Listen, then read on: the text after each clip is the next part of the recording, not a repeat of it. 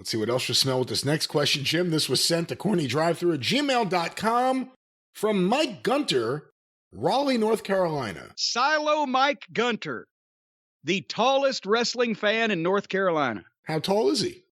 He's so tall I can't see the top of his head.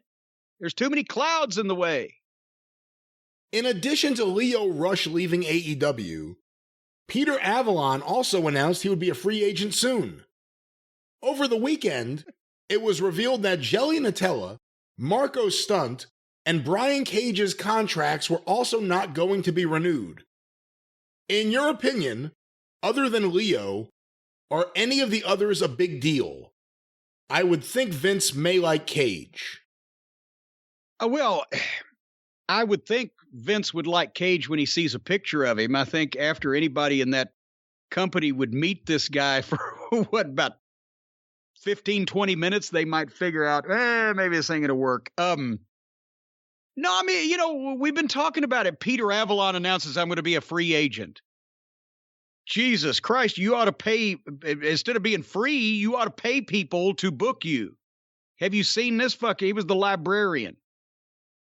Dwarf Dong Sucker we've talked about. That was a charity job to begin with from a completely green, inexperienced guy that was in over his head as a booker and a promoter and was taking recommendations. Oh, you got to get this guy. He's a big hit on the indies.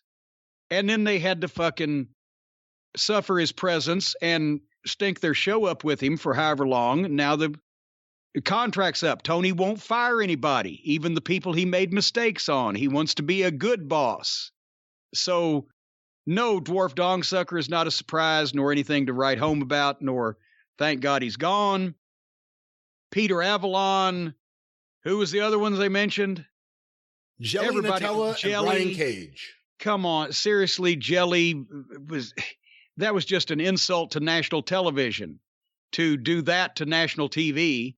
And Cage, somebody in the WWE will see Cage and they might be minorly interested because of his look, and then they will start talking, and everybody that they talk to will say, this fucking guy's a moron, he's a mark, he's got to get it.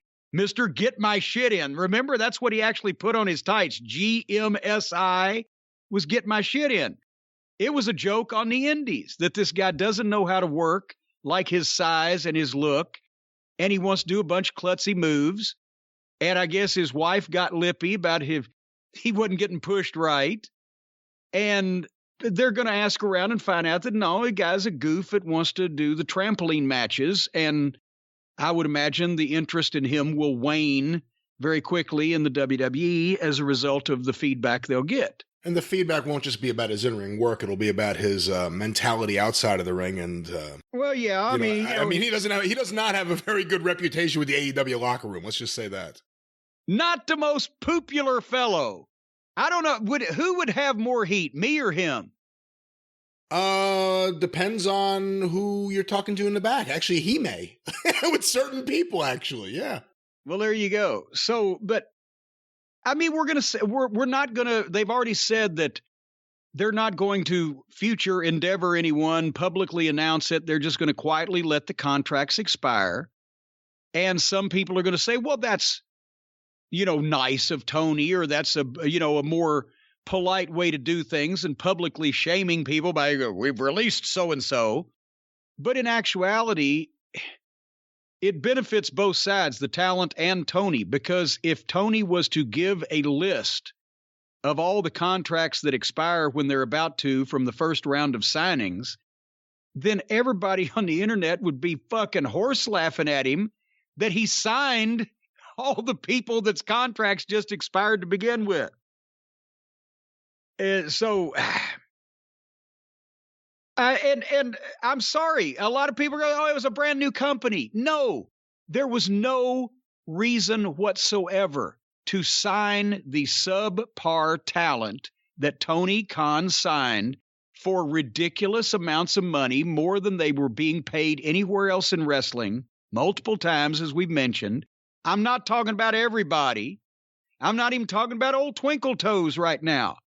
I'm talking about the pure dreck outlaw mud show talent that populated a lot of the shows when they first started that were hired simply because they were friends of one or more of the EVPs. And the jellies and the sunny kisses and the legless people and the dwarf dong sucker and all the shit that wasn't ready for television and still ain't. It would be embarrassing if there was a list of 15 or 20 of those that Tony had to answer for. Why did you sign these sumbitches in the first place? Well, the answer is because my EVPs took advantage of the fact that I had no idea what the fuck I was doing because I'd never done it before. So, yeah, we're going to thankfully be bidding adieu to a lot of these people. We haven't seen some of them in ages. AEW Botches on Twitter keeps a running tabulation of how long it's been since we've seen some of the more embarrassing talents on television. I think Sonny Kiss has been a year and something.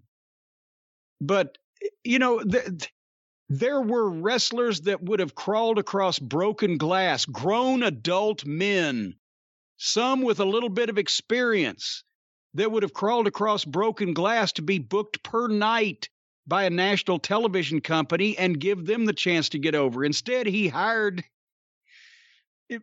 mascots and indie darlings for six figures and put them under contract and then had to fucking run those contracts out on a YouTube show just not to hurt anybody's feelings. That's not the way you do business. Sorry.